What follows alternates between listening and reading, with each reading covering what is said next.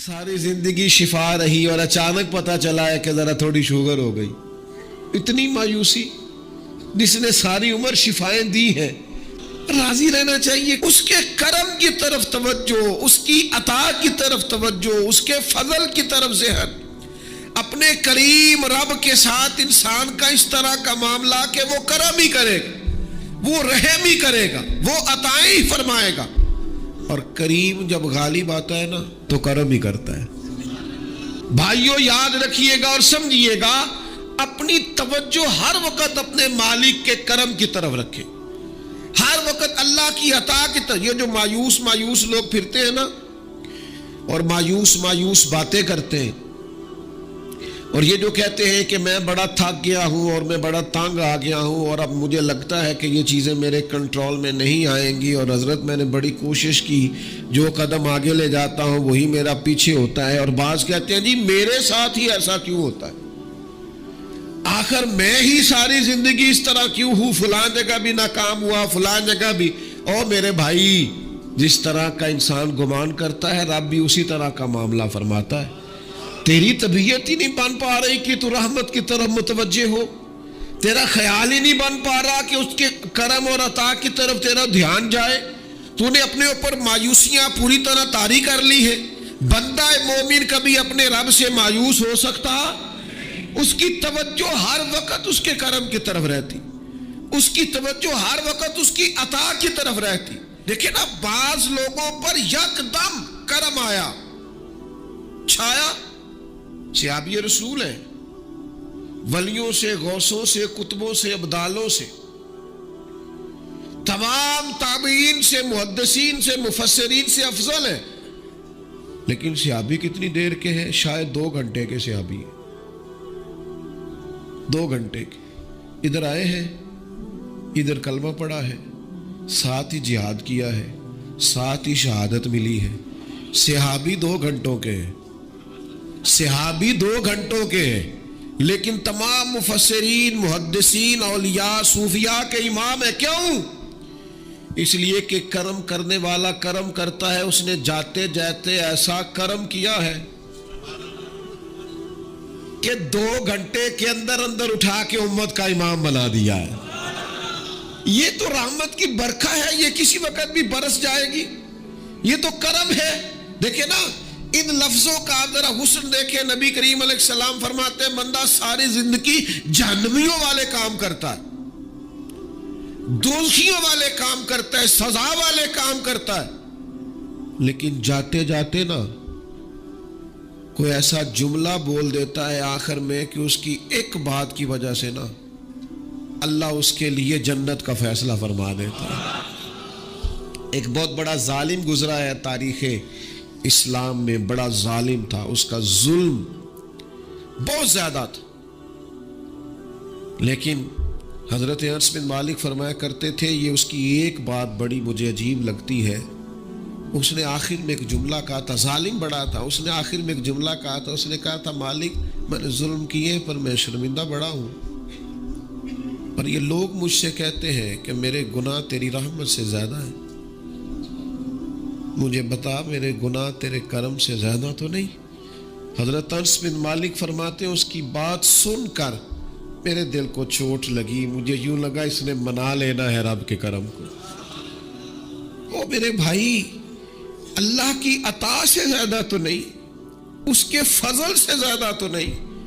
رسول اللہ صلی اللہ تعالی علیہ وسلم فرماتے ہیں کہ رب فرماتے ہیں اگر میرے بندہ اتنے گناہ کرے کہ اس کے گناہ آسمان تک پہنچ جائیں, یا اتنے گناہ کرے کہ زمین کی تہ تک پہنچ جائے, اور پھر وہ آ کے اپنے کریم رب کے حضور معافی مانگے سچے دل سے, تو اللہ پھر بھی اسے معاف فرما دیتا. شرط اتنی ہے کہ تو آتا ہی نہیں, تو معافی مانگتا ہی نہیں, تو پھر بھی لوگوں کو مناتا ہے, اسے مناتا ہی نہیں جسے منانا چاہیے. مصیبت میں بھی اب یاد خدا ہم کو نہیں آتی, دعا منہ سے نہ نکلی, جیبوں سے عرضیاں ہی نکلی. مختلف محکموں میں درخواستیں دیتے ہو, مالک کے حضور دعا ہی نہیں کرتے. جس کریم کی بارگاہ میں جانا چاہیے, جہاں سے کرم ہونا ہے, جہاں سے عطائیں ہونی ہے, اس طرف متوجہ نہیں ہوتے، اپنے قریب کو منانے کی سعی نہیں کرتے، میرے بھائیوں اللہ کی رحمت پر ہر وقت کامل توجہ، اللہ کے کرم پر ہر وقت توجہ، وہ بخش دے گا، وہ مہربانی کرے گا، وہ عطائیں کرے گا، وہ اپنے بندوں سے درگزر فرمائے گا، یہ شوق ہر وقت طبیعت میں قائم رہنا چاہیے، کبھی بھی اس کی رحمت سے نا امید۔ نوجوانوں سے بالخصوص کہوں گا، کیا ہو گیا اچھی نوکری نہیں ملتی، کوئی عرض نہیں، اگر وقتی طور پر پیسے کم ہیں تو کیا حرج ہے، کوئی مسئلہ نہیں، یہ کو بہت زیادہ جس کے پاس پیسے آ جاتے ہیں وہ تو کہنا شروع ہو جاتا ہے پیسوں میں سکون ہی نہیں، پوچھ لیں آپ، اگر تھوڑی دیر کے لیے کسی بیماری نے آن بھی لیا ہے تو بھائی بات بڑے کمال کی ہے، محبوب کی طرف سے شفائیں رہی ہے، اگر ایک کڑوا گھونٹ آ گیا تو پھر کیا ہوا، ایک اگر وہاں سے کڑوا، وہ بڑی معروف بات ہے نا، سلطان محمود غزنوی کنو کھا رہے تھے تو انہوں نے پہلا ٹکڑا کنو کا، اس کا پہلا حصہ جو اسے کھولا، اس کی جو کاشیں ہوتی ہیں اس میں سے پہلا ٹکڑا ایاز کو دیا تو ایاز گٹ گٹ کر کے کھا گیا، دوسرا بھی دیا تو کھا گیا، تیسرا بھی دیا، چوتھا محمود نے اپنے منہ میں ڈالا تو تھوک دیا، کہنے لگا خو اتنا کڑوا،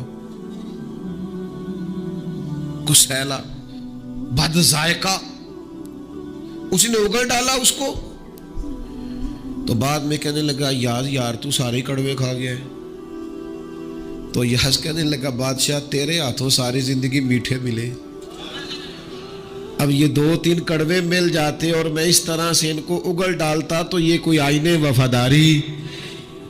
امام غزالی کہتے ہیں نبی پاک کی بارگاہ میں ایک سادہ بندہ آ گیا، ہم سادے بندے کہتے ہیں، عرب کے لوگ بدو کہتے تھے، ایک بدو آ گیا، اس نے آتے ہی السلام علیکم کے بعد فوراً حضور سے پوچھا یا رسول اللہ یہ بتائیں قیامت والے دن حساب کس نے لینا ہے؟ سبحان اللہ، قربان جائے، انداز دیکھیے نا اپنی روایتی سادگی میں، قیامت میں حساب کس نے لینا ہے؟ تو نبی کریم نے فرمایا حساب اللہ نے لینا ہے، سادی سی بات۔ تو اس بندے نے نا اپنی چادر کو سمیٹا، کندھے پہ رکھی اور چلنے لگ گیا، تو حضور فرمانے لگے کوئی بھئی تو نے سوال پوچھا ہے، کوئی تبصرہ بھی تو کرنا، ایک بندہ سوال کا جواب لیتا ہے نکل جاتا ہے، کہنے لگا یا رسول اللہ آپ نے بتا تو دیا ہے کہ حساب اللہ نے لینا ہے، تو حضور فرمانے لگے پھر، تو کہنے لگا یا رسول اللہ کریم جب غالب آتا ہے تو کرم ہی کر دیا کرتا ہے۔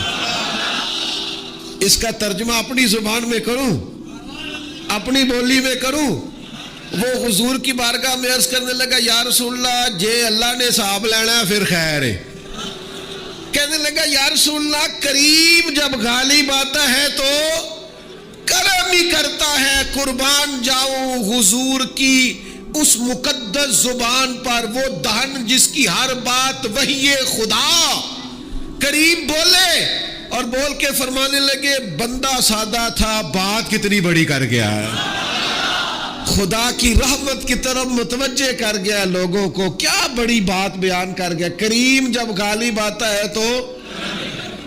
ہم نے یہ دیکھا ہے کہ کلاس رومز کے اندر جو اساتذہ کچھ مزاج کے سخت ہوتے تھے، ان کے طلباء سے اگر کوئی کوتاہی کسی وقت سرزد ہو جاتی تو ان بچوں کا وجود گرمیوں میں بھی اس طرح کانپتا جیسے سردیوں کے ٹھٹھرتے موسم میں کانپتا ہے کہ مجھے اب سزا ملے گی، ان کو تو پتہ چل گیا ہے میری غلطی نکل آئی ہے۔ یہ تصور انسان کے رونگٹے کھڑے کر دیتا، لیکن اگر وہی استاد یا وہی والد آتے ہی بچے کے سر پہ دست شفقت رکھے اور کہ بیٹا کوئی بات نہیں، چھوٹوں سے غلطیاں ہو ہی جاتی ہیں، آئندہ ایسا کام نہ کرنا، اور اگر اس سے بھی زیادہ وہ تھوڑا سا آگے بڑھے اور اپنی گردن کو جھکا کے اس بچے کے سر پر ایک بوسہ دے ڈالے تو اس بچے کو یوں سکون ہوتا ہے کہ جیسے وہ سمجھتا ہے میں ہر گرداب سے نکل کے ٹھنڈک کی طرف آ گیا ہوں، بلا مثال و بلا تشبیہ۔ میرا رب قرآن مجید میں فرماتا ہے قُلْ يَا عِبَادِيَ الَّذِينَ أَسْرَفُوا عَلَىٰ أَنفُسِهِمْ، اے محبوب فرما دو اے میرے بندو جنہوں نے اپنی جانوں پر ظلم کر لیے ہیں، جنہوں نے گناہ کیے ہیں، رب کی نافرمانی کی ہے، اپنی جان کو دوزخ کا معاذ اللہ سزاوار کر لیا ہے، جنہوں نے اپنی جانوں پہ ظلم کیے ہیں، میرے ان بندوں سے فرما دیں کیا؟ لا تقنطوا من رحمت اللہ، ان سے فرما دیں کہ یہ اپنے اللہ کی رحمت سے نا امید نہ ہو۔ یہ تھی معافی، اور وہ جو میں نے کہا نا ذرا گردن جھکائے اور پھر پیشانی بھی چوم لے، بلا مثال و بلا تشبیہ آگے فرما ان اللہ یغفر الذنوب جمیعا، یہ اس ہونے والی اس موجودہ غلطی کی ہی بات نہیں، بے شک اللہ سب گناہوں کو معاف فرما دے گا۔ تو مالک یہ ایک دفعہ ہی ہوگا، یہ آج ہی رحمت آئی ہے، یہ کسی ایک مخصوص وقت، ایک مخصوص موقع یا کسی مخصوص تاریخ کے لیے ایسا ہے؟ فرمایا نہیں، انہو هو الغفور الرحیم، اللہ ہے ہی بڑا بخشنے والا اور رحمت فرمانے والا۔ یہ اس کریم کا ہمیشہ کا طریقہ ہے کہ وہ غفور بھی ہے اور وہ رحیم بھی ہے، معاف کر دیتا ہے۔ اور ان اللہ یغفر الذنوب جمیعا، بے شک اللہ سب گناہوں کو معاف فرمائے گا۔ مجھے بتائیے، ہانپتے کانپتے لرزتے سہمے ڈرتے کب کبھی وجود پہ طاری ہوئی بندے میدان محشر میں جمع ہو، انہوں نے خبر ہو کہ ڈائری تو کھل گئی، آڈیو ویڈیو تو چل گئی، پتہ تو سارا آ گیا، فرشتے دفتر اعمال لے کر پہنچ گئے، چھوٹی سی چھوٹی ذرے کے برابر بھی کوتاہی تو یہاں تک آ گئی، بندہ ڈرے کانپے اور اچانک آواز کرم آئے، ان اللہ یغفر الذنوب جمیعا، بے شک اللہ سارے گناہوں کو معاف فرمانے والا ہے۔ تو کیفیت کیا ہے، انداز کیا ہے؟ اس وقت انسان کے دل کو جو تسلی ہوتی ہے وہ تسلی کیا؟ ان اللہ یغفر الذنوب جمیعا، بے شک اللہ سب گناہوں کو بخش دیتا ہے۔ دوستو، شدید بے سکون، بے چین، مضطرب، الجھے خیالات، سخت بیمار، سخت کمزور، مالی مشکلات کا شکار لوگ، جسمانی بیماریوں سے لڑنے والے لوگ، اور رشتہ داروں اور احباب اور ان کی بے وفائیوں کا شکوہ کرنے والے لوگ، اگر ان ساری تکلیفوں سے نکلنا چاہیں تو حل ایک ہی ہے، ادھر ادھر نہ دیکھیں، اپنے رب کی رحمت کی طرف دیکھیں، اپنے کریم مالک کے کرم پر توجہ کریں، اور یہ ذہن بنائیں کہ کتنا بھی بیمار ہو، جب رب شفا دینا چاہے کوئی کتنا۔ اور پھر حضور نے ایک بات ارشاد کی، کچھ باتیں ایسی ہیں جن کو بیان کرتے ہوئے نا گہرائیاں ساری ختم ہو جاتی ہیں کہ اس سے زیادہ گہری بات کیا ہو سکتی، رانائیاں اور رنگ سارے مان پڑ جاتے ہیں کہ اب اس میں جلوے اور کتنے بھرے جا سکتے تھے۔ ساری انسان کی سوچیں اور وسعتیں اچانک سمٹنے لگتی ہے کہ یار اتنی بڑی بات، یہ ذرا انداز دیکھیے حضور کا بیان کرنے کا۔ نبی پاک علیہ السلام فرماتے ہیں جب قیامت والے دن اللہ ان لوگوں کو اجر عطا کرے گا نا جن پر دنیا میں مشکلات آتی رہی، تو فرمایا وہ لوگ سوچیں گے کہ یہ تو مشکلات تھوڑی تھی، کاش کبھی زیادہ آ جاتی نا، کاش ہمارے وجود کینچیوں سے کاٹ دیے جاتے۔ وہ لوگ سوچیں گے، اور وہ بھی سوچیں گے جن پر مشکلات نہیں آئی تھی کہ کاش کبھی ہم بھی اس چکی سے پس کے آتے نا۔ اس سے زیادہ بھی کوئی اجر ہو سکتا ہے کہ رب کہتا ہے ان اللہ مع الصابرین، جو مصیبت پہ صبر کر دے اللہ اس کے ساتھ ہے۔ معیت الہی اس شخص کو نصیب ہو رہی، رحمت خداوندی سے کبھی نظر نہ ہٹائیں۔ آتی رہتی ہیں مشکلات، آتے رہتے ہیں دکھ، ہو جاتی ہیں غلطیاں، کمزور ہے انسان، کر بیٹھتا ہے گناہ بھی، لیکن ایک گناہ میرا ماں پیو ویکھے،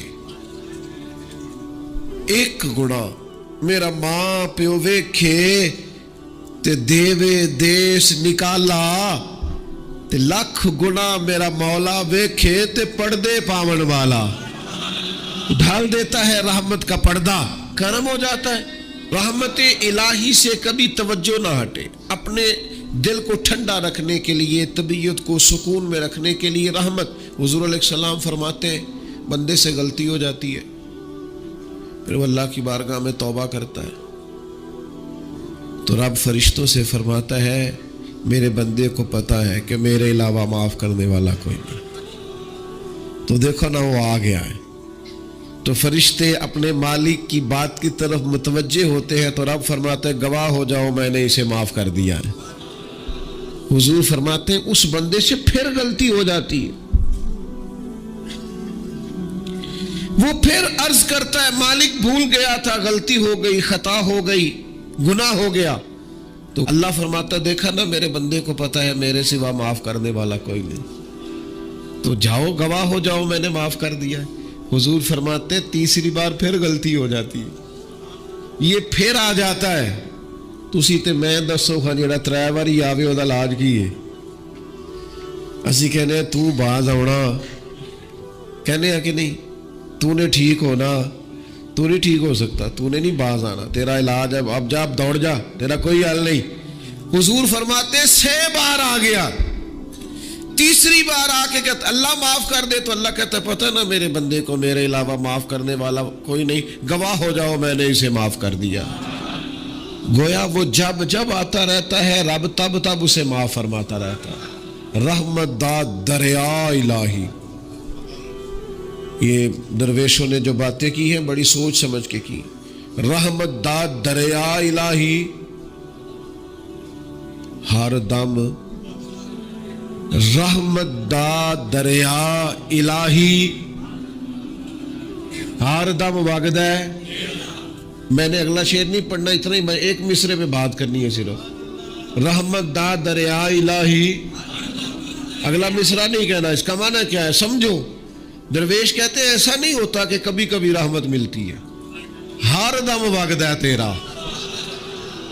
رحمت دا دریا الہی ہر دم، ہر دم دم دم ہر دم وگدا تیرا، بس جے وچوں ایک قطرہ بخشے نا مینوں بھی تے کام بن جاندا ہی۔ دم دم ہر دم سے بندے کو اللہ کی رحمت ملتی ہے، ہر وقت کرم ہوتا ہے، ہر وقت۔ اس کے لیے تو نہ کسی جگہ کی پابندی ہے، نہ وقت کی پابندی ہے، نہ یہ ہے کہ وہ اس وقت میسر ہے اور معاذ اللہ اس وقت میسر نہیں، نہ اسے اونگ آتی ہے نہ نیند آتی ہے۔ صبح بھی کرم شام بھی کرم، وہ ہر وقت رحم ہی رحم فرماتا ہے۔ اور حضور فرماتے ہیں جب اس نے مخلوق بنائی تھی نا، اسی وقت اس نے اپنے عرش پہ لکھ دیا تھا لوگوں میرا غضب زیادہ نہیں میری رحمت ہی زیادہ ہے۔ جس نے بنانے سے پہلے کہا تھا بنانے سے کروں شکر کتنا اور فخر کتنا کروں، تیرے کرم نے مجھے فائز المرام کیا اور بنا کے سید عالم کا امتی مجھ کو گناہ سے پہلے ہی بخشش کا انتظام کیا۔ جب حضور کا امتی بنایا تھا نا تو گناہ تو بعد میں کرنے تھے نا، امتی بنا کے بخشش کا بندوبست پہلے کر دیا ہے۔ بخشش کا بندوبست میں زیادہ نہیں کھول سکتا اس بات کو، غلطی بعد میں ہونی ہے، بخشش کا بندوبست پہلے۔ اور حضور فرماتے رب نے مخلوق بنائی تو یہ لکھ دیا کہ لوگوں یاد رکھنا غضب زیادہ نہیں ہے، رحمت ہی تمہیں کرم ہی زیادہ ملے گا۔ اچھا حضور نا کئی طریقوں سے اس رحمت کو بیان کرتے، کئی زاویوں سے، کئی مختلف انداز سے اللہ کے کرم کو لوگوں کے سامنے اجاگر کرتے۔ حضور علیہ الصلوۃ والسلام کے سامنے نا ایک جنگ کا موقع تھا تو ایک عورت کا بچہ گم ہو گیا۔ یہ نا ساری گھنٹیاں بج جاتی ہیں اگر کوئی بچہ گم ہو جائے، جتنی گھنٹیاں ہوتی ہیں نا، دل کی بھی، روح کی بھی، کانوں کی بھی، ساری گھنٹیاں ہی، مطلب آپ فوری طور پر جو لٹک جاتے ہیں نا زمین آسمان کے بیچ کے، بچہ بڑی دیر سے مل ہی نہیں رہا، وہ جو ایک وقت ہوتا ہے نا وہ پل سے رات میں گزرتا ہے، یہ آسان ڈاکٹر کہہ دینا رپورٹ کرا لو مجھے فلانے سخت موذی مرض کا ڈر ہے، تو وہ رپورٹ کرانے کے بعد جو اس کے نتیجے کا انتظار ہوتا ہے نا، وہ جو کرب ہوتا ہے وہ خطرناک ہوتا ہے۔ آپ بات کو سمجھیں، انسان کو محسوس ہو کہ میرے جگر کا پارا، میرا ٹکڑا، میرا بیٹا مل نہیں رہا، تو کیفیات کا رنگ اور ہو جاتا ہے۔ یہ ایک وارفتگی ہے نا، بچے کے ساتھ پیار ہے۔ ایک جنگ کا موقع تھا، نبی کریم صلی اللہ تعالی علیہ وسلم تشریف فرما ہے، ایک عورت کا بچہ گم ہو گیا، وہ بڑی بے چین ہے، بڑی نڈھال ہے، بڑے کرب میں ہے، تڑپتی ہے، کبھی ادھر بھاگتی کبھی ادھر بھاگتی، کبھی اس سے پوچھتی کبھی اس سے سوال کرتی، تلاش رہی ہے اپنے بچے کو۔ تو یہ سارا منظر، یہ ساری تصویر لوگوں کی آنکھوں کے سامنے، تو اس کرب کو ہر شخص محسوس کر رہا تھا، اس کی کیفیت کو ہر آدمی اپنی آنکھوں سے دیکھ رہا تھا۔ اللہ کے حبیب علیہ الصلوۃ والسلام نے عین اس وقت جب لوہا پورا گرم ہو گیا، ذہن پورے تیار ہو گئے، تو محبوب نے ایک مسئلہ سمجھایا۔ حضور فرمانے لگے بتاؤ نا، اگر اس خاتون کو اس کا بچہ مل جائے جو اتنی تڑپ رہی ہے، تو کیا اس بچے کو آگ میں ڈال دے گی؟ تو وہ کیفیت سارے دیکھ رہے تھے، مشکات میں حدیث موجود ہے۔ عرض کی یا رسول اللہ، سوال ہی نہیں پیدا ہوتا، اس کا جو درد ہے، اس کی جو تڑپ ہے، اس کی جو کیفیت ہے، وہ تو کچھ اور پتہ دیتی ہے۔ تھوڑی دیر کے لیے بچھڑ گیا ہے تو اتنی تکلیف میں ہے، تو کجا یہ کہ وہ آگ میں جلا دے۔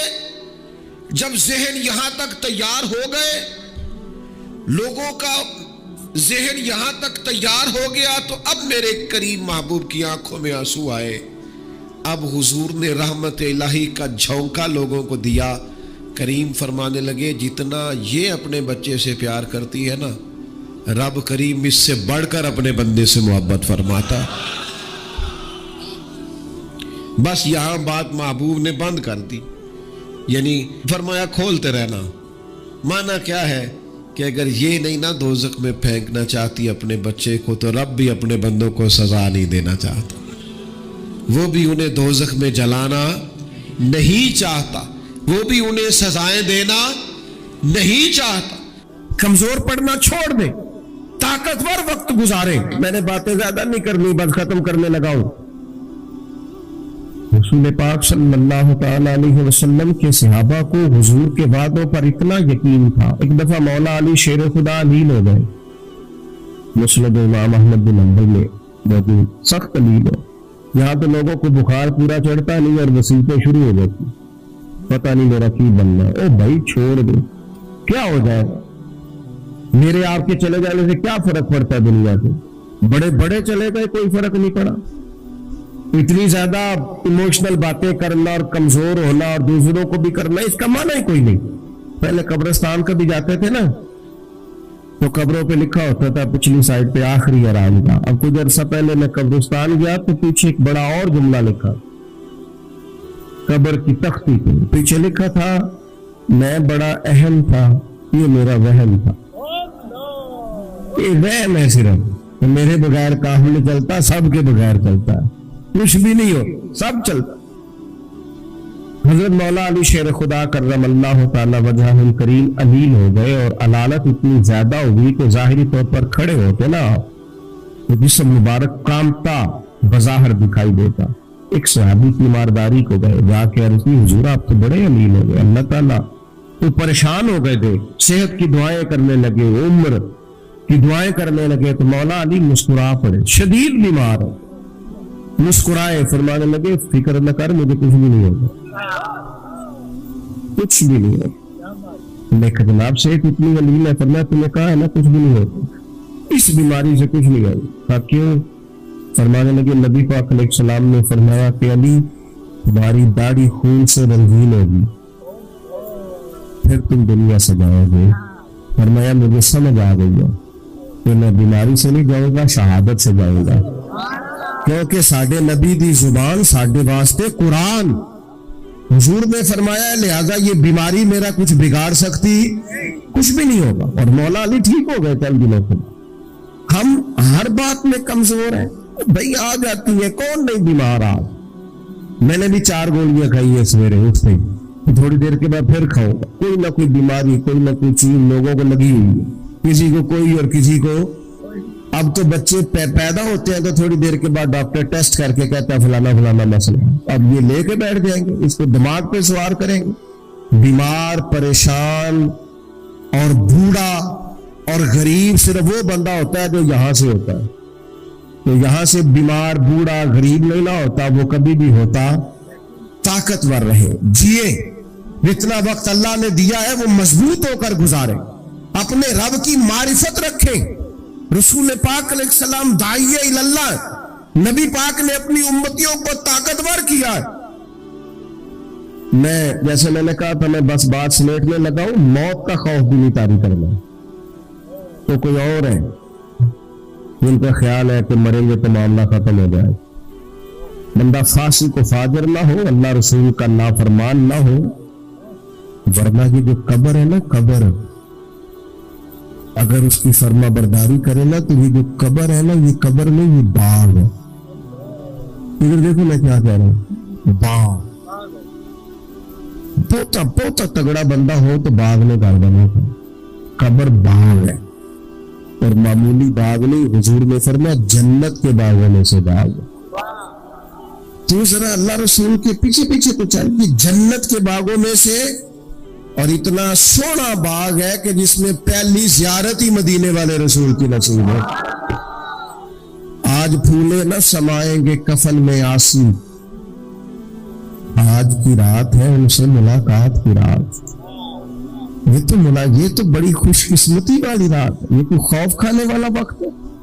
موت کا خوف بھی نہیں, ابھی آخرت کی فکر ضرور کرنی ہے, لیکن ڈر نہیں, خوف نہیں, کمزور نہیں پڑے. یہ جو بہت زیادہ سہنے سے لوگ نظر آتے ہیں نا, حالات کے سہنے ہوئے لوگوں کو بتا دو, حالات بدل جاتے ہیں, ایک جیسے نہیں رہتے. نوجوانوں سے کہوں گا زندگی طاقتور ہو کے گزارے, کبھی کمزور نہ پڑے. اپنی زندگی میں کوئی ایسا کام نہ کرے اس سے محسوس ہو کے کمزوری ہے. تو جو باتیں میں نے ساری عرض کی آپ کو یاد رہیں گی انشاءاللہ تعالی. اب تو نہیں زیادہ پریشانی آئے گی انشاءاللہ تعالی. ہلکا ہلکا ایسے کر رہے ہیں, باقی سارے نہیں ہاں نہ کر رہے. انشاءاللہ تعالی اللہ اطمینان قلبی عطا کرے گا ہم سب. عورتوں کی نعت کے بارے میں کئی دفعہ دوستوں نے سوال پوچھا ہے, میں نے بھی کئی دفعہ بتایا ہے. بات ایک دفعہ ہوتی ہے اور ہمارا معاملہ صرف بتانے کا ہے, کسی کو بندوق لے کے منانے کا. میں مسئلہ ہی بتانا ہے نا جی. اب جو لوگ خود سے ارینج کرے, عورت کی آواز بھی عورت ہے. عورت اتنی آواز میں نعت پڑے جو عورتوں کے اندر ہے, وہاں سے باہر ہے. اتنی سی بات ہے, سمجھ آ گئی آپ کو بات کی, اس کے اندر ہے. اور باقی میں آپ حضرات سے یہ عرض کروں گا, یہ ہماری ذمہ داری ہے کہ ہم اپنے گھر کی عورتوں کو باپردہ کریں.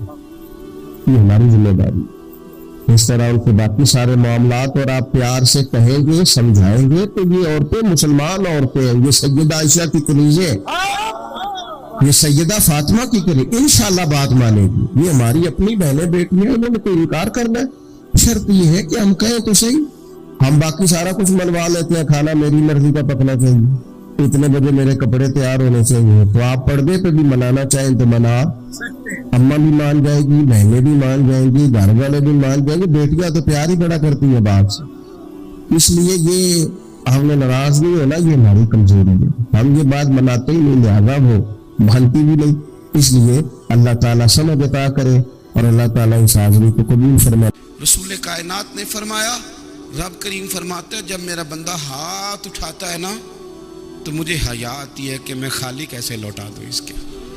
اتنے بڑے بادشاہ کی بارگاہ میں کبھی 10 منٹ عادت ہو جائے نا دعا مانگنے کی, علیحدہ سے رات کو. حضور نے فرمایا جو فرض نماز کے بعد دعا مانگے اللہ اس کی قبول کر لیتا ہے.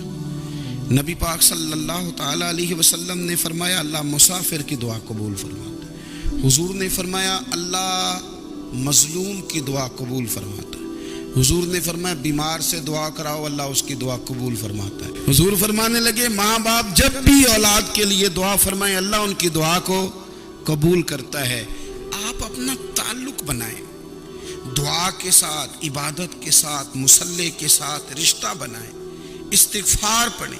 صلاح الدین ایوبی صلیبی جنگوں میں تھے. رات کو مسجد اقصی میں نماز پڑھی تو پریشان تھے. ایک بزرگ سے ملاقات ہوئی تو وہ کہنے لگے کہ آپ بڑے پریشان ہیں. کہنے لگے حضور پریشان اس لیے ہوں کہ پہلے ہی مسلمان کمزور ہے. اب میں نے سنا ہے دشمن کا ایک بحری بیڑا وہ جنگی سامان سے بھرا ہوا آ رہا ہے, تو اب ان کے پاس اور تلواریں اور نیزے آ جائیں گے. مسلمانوں کے پاس پہلے ہی وسائل کی کمی ہے, پریشان ہوں کس طرح کر کے مقابلہ کریں گے. یہ بات کہتے ہی صلاح الدین ایوبی نے بزرگوں سے کہا حضور آپ بھی دعا کرنا, دعا کی بڑی طاقت ہے. میرے نبی پاک نے فرمایا دعا مومن کا ہتھیار ہے. دعا مومن کا حضور نے فرمایا تقدیر کو سوائے دعا کے کوئی چیز نہیں بدل سکتی. دعا مومن کا ہتھیار ہے, یہ کافر کے پاس کوئی نہیں, یہ ہتھیار ہے مومن کا. اللہ کرے آپ کو سمجھ آئے. پھر سنیں, کئی بار کہہ چکا ہوں یہ ہتھیار ہے. کافر کے مقابلے میں جو تیرے پاس سب سے بڑا ہتھیار ہے وہ دعا ہے. دعائیں کرانی چھوڑ دی, کرنی چھوڑ دی, لینی چھوڑ دی. حضرت سیدنا انس بن مالک رضی اللہ تعالیٰ عنہ فرمایا کرتے تھے میں نے وہ رنگ دیکھا ہے جب حضور دعا مانگتے تھے اور حضور کی مقدس آنکھوں میں آنسو بھی ساتھ ہی بہا کرتے تھے. میں نے وہ انداز دیکھا ہے. تو صلاح الدین ایوبی بزرگ سے کہنے لگے آپ بھی دعا کیجیے, اور خود رونے لگے اور سر سجدے میں رکھ کے رونے لگے, اور عشاء سے لے کر فجر تک روئے, خوب روئے. صبح وہ بزرگ آئے تو صلاح الدین ایوبی کا خوبصورت اور ہنستا ہوا چہرہ دیکھا. کہنے لگے آپ بڑے خوش ہیں, رات تو میں نے بڑے روتے ہوئے دیکھا تھا. تو کہنے لگے حضور وہ جو بحری بیڑا آ رہا تھا نا وہ پانی میں ڈوب گیا ہے, اب وہ نہیں آ رہا, ابھی خبر آئی ہے تو میں بڑا خوش ہوں. بزرگ کہنے لگے اوٹ سینے سے لگ اور سن ایک بات, وہ بحری بیڑا پانی میں نہیں ڈوبا, وہ تیرے آنسوؤں میں ڈوب گیا ہے. وہ جو تو رات رویا ہے نا رب کریم کی بارگاہ میں تو وہ ڈوب گیا ہے. بھائی اپنا مصلی کا, عبادت کا, وظائف کا, اللہ کا سلسلہ اس کو مضبوط کریں, اپنی دعاؤں کے تعلق کو مضبوط کریں. دعائیں بڑے انقلاب برپا کر دیتی ہیں. ایک بزرگ فرماتے ہیں میں نے دعا مانگنے کا طریقہ اپنی بیوی سے سیکھا. دعا مانگنے کا طریقہ اپنی, سیکھنے والے تو اپنے بچوں سے بھی سیکھ لیتے ہیں, سیکھنے والے تو ہر ایک سے سیکھتے ہیں. وہ کہتے ہیں میں نے دعا مانگنے کا سلیقہ اپنی بیوی سے سیکھا ہے. حضرت وہ کس طرح؟ فرمانے لگے میری بیوی نے نا مجھے کوئی کام بتایا, کچھ پیسوں کی ضرورت کے لیے کہا, تو میں نے اسے کہا کہ بھئی ابھی میرے پاس نہیں ہے, کچھ دنوں میں آتے ہیں تو میں دے دوں گا.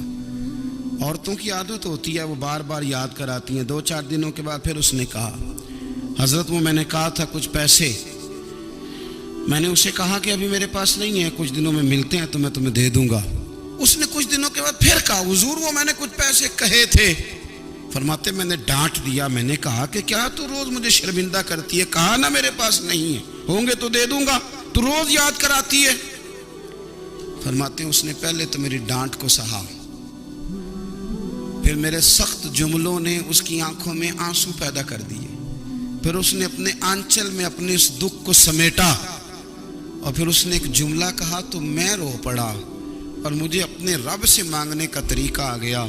مجھے کہنے لگی حضرت جی آپ نے ڈانٹ دیا, میں نے سہ لیا, پر آپ ہی میرے شوہر ہیں, بتائیں نا آپ سے نہ کہوں تو میں کس سے جا کے کہوں. فرماتے ہیں میں رو پڑا, اور میں کھل کے رویا, اور میں تڑپ کے رویا, اور پھر میری سسکیاں بند گئیں. تو مجھے کہنے لگی آپ کو کیا ہوا؟ میں نے کہا مجھے بھی دعا مانگنی آ گئی ہے. جب میں اسے کہوں گا نا اللہ تو ہی میرا رب ہے, میں تجھ سے نہ کہوں تو میں کس سے جا کے کہوں, میں کیوں کسی بندے سے سوال کروں, میں کیوں کسی دنیا دار سے کہوں, میں تیرے بندوں کا, نیک بندوں کا وسیلہ لے کے, تیرے محبوب کی غلامی لے کے تیری بارگاہ میں آئیں, تجھ سے نہ مانگوں تو کس سے مانگوں. سمجھ آ گئی ہے, جب میں اس رنگ میں مانگوں گا تو پھر رب میرے اوپر بڑا ہی فضل فرمائے گا. وہ میرے اوپر بڑی رحمت کرے گا, وہ میرے لیے آسانیاں کرے. عزیز دوستو, ہم اس طرح کرنے لگ گئے ہیں کہ ہم نے نا اپنے تعلقات پر اعتماد کرنا شروع کر دیا ہے. میرے تعلقات بہت ہیں. ہم نے اپنی دولت پر اعتماد کرنا شروع کر دیا ہے. میرے پاس دولت بہت ہے. ہم نے اپنے علم پر, اپنی شہرت پر اعتماد کرنا شروع کر دیا ہے کہ میرے پاس فلاں چیز بہت ہے. یاد رکھنا, جب بے نیاز اپنی صفت بے نیازی دکھاتا ہے تو بڑی بڑی دولتوں والے مجبور نظر آتے ہیں. بھائیو, جب انسان کا رشتہ اپنے مالک کے ساتھ ہوتا ہے پھر تو غم بھی کچھ نہیں کہتے, پریشانیاں بھی کچھ نہیں کہتی, پھر تو زندگی صبر والی, پھر تو زندگی توکل والی, پھر تو زندگی بھروسے والی. پھر انسان اپنے آپ کو رسوا نہیں کرتا. دنیا داروں سے امیدیں اس کی ختم ہو جاتی, امیدیں اللہ رسول سے لگا لیتا ہے, مضبوط ہو جاتا ہے, مضبوط, طاقتور ہو جاتا ہے, خوددار ہو جاتا ہے, باوقار باعزت ہو جاتا ہے. حضرت بہلول دانا رحمت اللہ علیہ بیٹھے تھے تو ہارون رشید حج کر کے آ رہا تھا. تو رستے میں حضرت شیخ سے ملاقات ہو گئی تو السلام علیکم کے بعد کہنے لگا, حضور کوئی حکم ہو تو بتائیے گا. تو حضرت بہلول دانا فرمانے لگے, تیرا رب کون ہے؟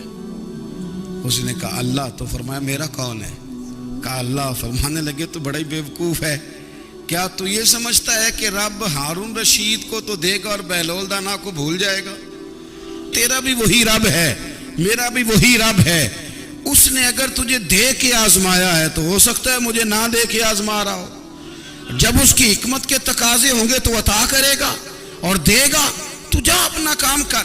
بھائی, اپنی روحانی زندگی, اپنی عبادات, اپنے وظائف, اپنے روزمرہ کے معاملات, اپنی دعائیں, اپنا استغفار. دیکھو کوئی مشکل کام تو نہیں, 2 رکوع ہیں سورہ واقعہ کہ اگر رات کو پڑھ لی جائے تو.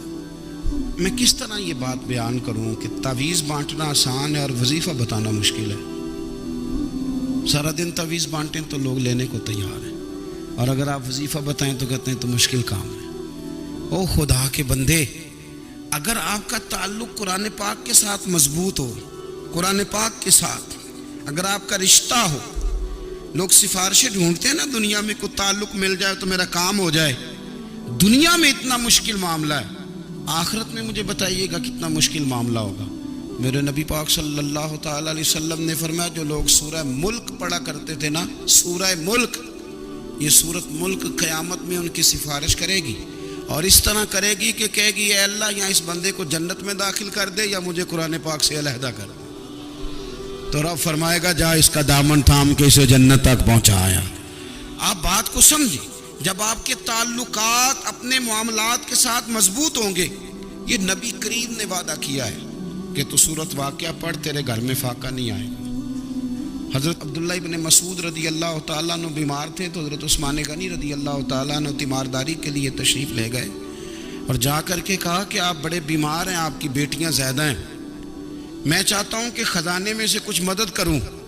تو سیدنا عبداللہ ابن مسعود رضی اللہ تعالیٰ عنہ اٹھ کے بیٹھ گئے اور کہنے لگے, امیر المومنین, اللہ آپ کو میری طرف سے, میری بیٹیوں کی طرف سے بہتر صلہ دے.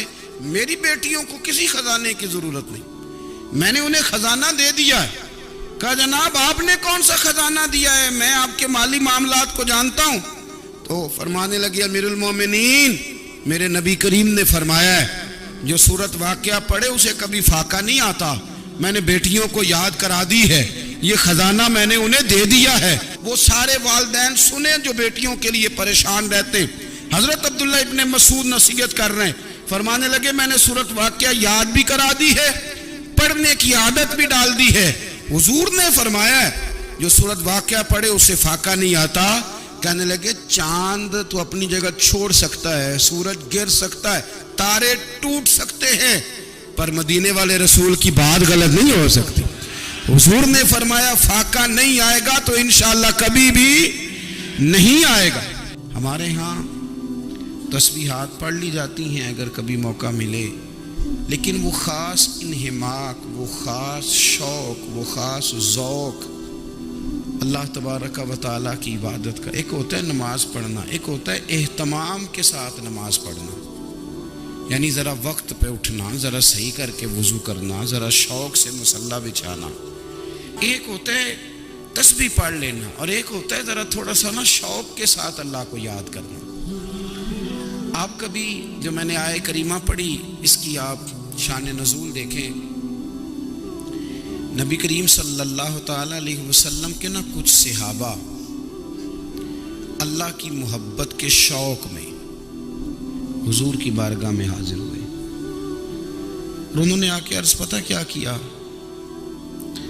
अर्ज़ करने लगे या रसूल अल्लाह सल्लल्लाहु ताला अलैहि वसल्लम सालों बीत गए हैं सजदे करते हुए, हुजूर सालों बीत गए हैं तस्बीह पढ़ते हुए, सालों बीत गए कहते हुए कि सुबहान अल्लाह वो पाक है, हमें सालों बीत गए ये कहते हुए कि अल्लाह अकबर वही सबसे बड़ा है, सालों बीत गए कहते हुए कि अल्हम्दुलिल्लाह सारी तारीफ़ें अल्लाह के लिए, सालों बीत गए उसकी तस्बीह करते, तहलील करते, तकबीर कहते। हुजूर अब ना हमारा अपने रब से मिलने को जी चाहता है, कभी यह हकीकत मुंतज़िर नजर आ न लिबास मजाज में, लाखों सजदे तड़प रहे हैं मेरी जबीन नियाज में। और इकबाल कहने लगे कि तेरे इश्क की इंतहा चाहता हूँ, तू मेरी सादगी देख क्या चाहता हूँ, मेरा ज़रा सा तो दिल है मगर शोख इतना, मैं वही लन तरानी सुना चाहता हूँ। मेरा भी दिल करता है कि अल्लाह मैं तुझे कहूँ मैं तुझे देखना चाहता हूँ जिस तरह हज़रत मूसा कलीम अलैहिस्सलाम ने कहा था, और तू मुझे कहे कि लन तरानी तू नहीं देख सकता, ज़रा सा तो दिल है मगर शोख इतना, मैं भी वही लन तरानी सुना चाहता हूँ। फिर कहने लगे भरी बज़्म में राज की बात कह दी, बड़ा बेअदब हूँ सज़ा चाहता हूँ। देखो सब लोगों के बीच ही मैंने ये कह दिया। मेरे अजीज़ सहाबा ना शौक में, कितने सारे लोग हैं आप, कितनी माशाल्लाह बड़ी तादाद में आप आए, हम भी कभी इस शौक में गए हैं कि हमारे रब को देखने को दिल चाहता है, हमारा जी चाहे वो कभी हमें मिले, हम कभी उसकी ज़ियारत करें, उसकी बारगाह करम में हम हाजिर हों। सहाबा ने अर्ज़ किया या रसूल अल्लाह सल्लल्लाहु अलैहि वसल्लम हमारा रब कहाँ है, हमारा ना अपने रब को देखने को जी चाहता है। जब सहाबा ने यह अर्ज़ किया तो अल्लाह ने कुरान मजीद नाजिल किया, फरमाया वैज़ा साला का इबादी अन्नी फ़इन्नी करीब, महबूब जब मेरे बंदे आपकी बारगाह में आके मेरे बारे में पूछे ना तो उनसे कह देना मैं उनके करीब ही हूँ, करीब ही हूँ। दलील क्या है, आई इज़ादान, ये जब भी मुझसे दुआ मांगेंगे मैं इनकी दुआओं को कबूल फरमाऊंगा, मैं इनके करीब हूँ, मैं इनके करीब हूँ। ये जब भी दुआ मांगेंगे ना मैं कबूल करूंगा, मैं इनके करीब हूँ। अल्लाह तबारक व तआला के बंदे अल्लाह से मोहब्बत करते, रब की बारगाह में झुकते, उसको अपने दुख सुनाते, उसके प्यारे महबूब सल्लल्लाहु ताला अलैहि वसल्लम का वसीला लेके उसके हुजूर हाजिर हो जाते, पेशानियाँ सजदों से रोशन होती। हम ना हर चीज़ के लिए वक्त निकालते हैं, हर चीज़ के लिए, लेकिन इबादत के लिए वक्त नहीं निकालते। हर शय आबाद है, हर शय, हमारी फेसबुक भी आबाद है, व्हाट्सअप भी आबाद है, हमारे ट्विटर भी आबाद हैं, हमारी हर चीज़ आबाद है। सबसे कम आबाद हमारा मुसल्ला रह गया है, सबसे कम। वो लोग अब ढूंढने से मिलते हैं जिनकी बगल में मुसल्ला होता था। मेरे भाई आप कितना को दुनिया के पीछे भागोगे थका देगी, कितना दौलत के पीछे भागोगे थका देगी। आप जब अपनी जिंदगी में जमा तफरीक करोगे ना तो मरते वक्त एहसास होगा कि सारा कुछ तो लोगों के लिए किया, अपने लिए तो कर ही कुछ नहीं सके। और हम इबादत के मामले में बहानेबाजी भी करते हैं। हम कहते हैं ओहो रिस्क कमाना भी तो इबादत ही है ना, तो मैं हलाल रोज़ी के लिए जा रहा हूँ, ये भी तो इबादत है ना। मेरी तरह के लोग कह देते हैं कि मैं सवेरे उठ के मदरसे में कुछ असबाक देखता हूँ तो ये भी तो इबादत है। मैं बयान करने के लिए मुताला करता हूँ तो ये भी तो इबादत है ना। इतने इतने लंबे सफ़र करके मुल्क में दुनिया में घूमता हूँ तो ये भी तो मैं इबादत ही कर रहा हूँ। अब स्पेशल नफलों के लिए वक्त किस तरह निकले। स्पेशल करके तस्बीह मैं कैसे चलाऊं, मैं सारा कुछ हम बहाने बना लेते हैं ना। मेरा सवाल ये है कि ये सारी बातें सहाबा को, नबी करीम को, दीगर लोगों को भी तो पता थी ना। लेकिन आप गौर तो करें, 23 साल हुजूर को वक्त मिला, मुख्तसर वक्त ज़ाहिरन तबलीग करने के लिए। पूरी दुनिया में दीन भी फैलाना है। घर में 11 अज़वाज है, 4 बेटियां हैं, उनकी औलादें, सारे काम काज भी देखने। लेकिन सैयदा तैयबा ताहिरा हज़रत आयशा सिद्दीक़ा रदी अल्लाह ताला अन्हा फरमाती हैं, सारा दिन तबलीग करते, हर गुलाम के दुख सुनते, घर में आते तो अपने घर वालों का ख्याल करते, काम में हमारा हाथ बटाते। कुर्बान जाऊं, कहती हैं ज़माना सारा सो जाता लेकिन आमना के लाल मुसल्ला बिछा लेते। दुनिया सो गई, सारी सब सो गए। जो खुदाम थे, वो जो गुलाम थे, वो सो गए। सही मुस्लिम में लफ्ज़ मिलेंगे, सैयदा पाक फरमाती हैं, ओ मेरे नबी के गुलामों, मैंने ये रंग भी देखा है कि हुजूर ने इतना खड़े रहे, इतना क़याम किया, इतना क़याम किया कि मुक़द्दस पैरों में वरम आ गए, सूज गए पैर। इतने बड़े दिल पे हाथ रख के नहीं बता सकता कि मेरे कभी नमाज में पैर सूज गए, कोई नहीं बता सकता। बच्चों की रोटी कमाते थक गए, बात अलग है। हम सैर करने गए तो थक गए, बात अलग है। लेकिन इबादत में ये भी तो मुस्लिम शरीफ है ना, ये भी तो दीन है ना, ये भी तो हुजूर की सुन्नत है, ये भी तो वो चीज़ है जो करीम की आंखों की ठंडक है। सैयदा फरमाती हैं पैरों में वरम आ गए और सारी रात ही हुजूर ने नमाज पढ़ी और एक ही आयत बार बार दोहराई। मस्जिद नबी में बिलाल हबशी ने फजर की अजान दे दी और हुजूर अभी मुसल्ले पे थे। करीम फारिग हुए, मैंने अर्ज़ की या रसूल अल्लाह सल्लल्लाहु अलैहि वसल्लम, आपके तो सदके अल्लाह अगले पिछलों के गुनाह माफ करेगा, तो आप इतनी आहोजारी क्यों फरमाते हैं? आप तो शफी हैं, आप तो अंबिया के इमाम हैं। तो हुजूर ने फरमाया, आयशा तुमने गिनवाया है ना मेरे अल्लाह की मुझ पर कितनी रहमत है। अफला अकूना अब्दन शुकूरा, फरमाया अगर उसने इतनी नेमतें दी हैं तो क्या मैं उसका शुक्रगुजार बंदा ना बनूं? मैं शुक्रगुजार बंदा ना बनूं उसका? फिर अगर इतनी नेमतें उसने दी हैं, मुझे इतना नवाजा है, तो फिर मैं उसके सामने सजदे ना करूं? ओ मेरे भाई, बड़े काबिल फ़ख्र लोग हैं हम कि हम नबी पाक के गुलाम हैं। हम काबिल फ़ख्र हैं कि नबी करीम के गुलाम हैं। क्या कभी इस गुलामी के शुक्राने में भी 2 नफल पढ़े कि या अल्लाह तेरा शुक्र है तूने हमें हुजूर का गुलाम बनाया है? याद रखें कि अपनी रूहानी ज़िंदगी को आबाद करें, इस्तिग़फ़ार पढ़ें, तस्बीहात करें। हज़रत अब्दुल्ला इब्न उमर रदी अल्लाह ताला अन्हो, हज़रत उमर के साहिबजादे, मक्का मुकरमा में उनकी कब्र है। मैंने जब उन्हें पढ़ा तो मुझे उनसे बड़ा प्यार हो गया। लेकिन आपको पता है वहाँ जाके किसी शख्स का मज़ार तलाश करना या पूछना एक मुश्किल काम होता है। तो एक दफ़ा मैं मक्का शरीफ में हाजिर था, तो एक गाड़ी वाला ड्राइवर मुझे कहने लगा कि मौलाना मैं आपको जानता हूँ, मुझे आपसे मोहब्बत है, एक बात बताऊँ आपको। मैंने कहा बताओ। कहने लगे हज़रत अब्दुल्ला इब्न उमर की कब्र देखनी है। मैंने कहा ये तू नहीं कह रहा, ये किसी ने बंदोबस्त कराया है, ये अल्लाह ने तेरे दिल में बात डाली है, ये हो गया, तू ले चल मुझे। हज़रत अब्दुल्ला इब्न उमर को नबी पाक ने फरमाया था राजुल सालिह, ये नेक बंदा है, ये मुत्तकी आदमी। हज़रत अब्दुल्ला इब्न उमर रदी अल्लाह ताला अन्हु सैयदना फारूक आज़म रदी अल्लाह ताला अन्हु के साहिबजादे हैं और इनकी हमशीरा सैयदा हफ्सा रदी अल्लाह ताला अन्हा हुजूर की ज़ौजा मोहतरमा। एक दिन अपनी हमशीरा से कहने लगे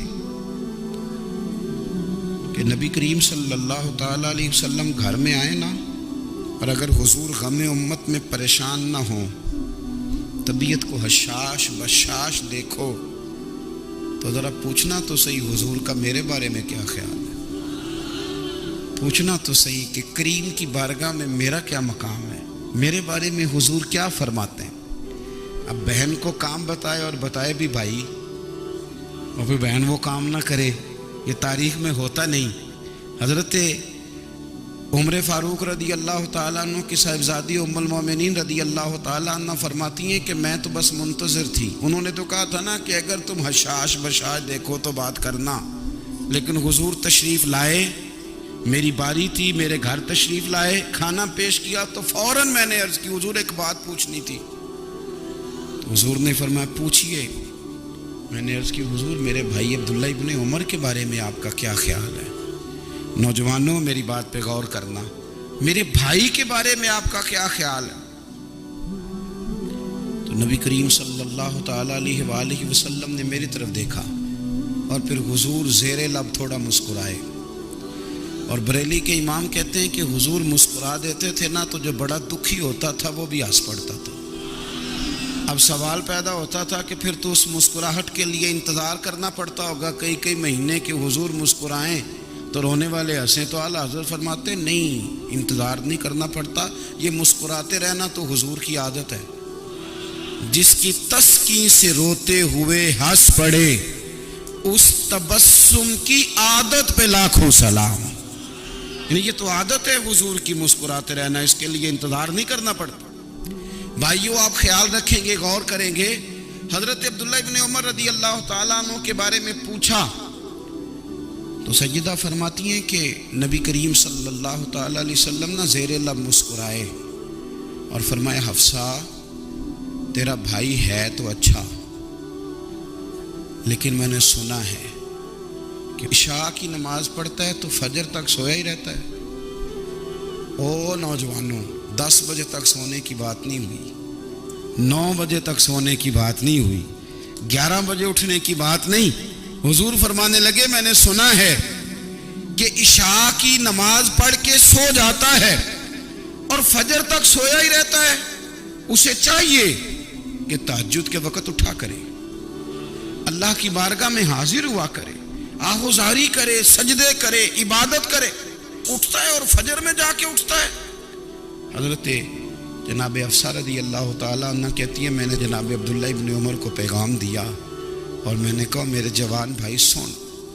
نبی پاک نے فرمایا ہے تو اچھا پر تہجد میں نہیں اٹھتا، نفل نہیں پڑھتا.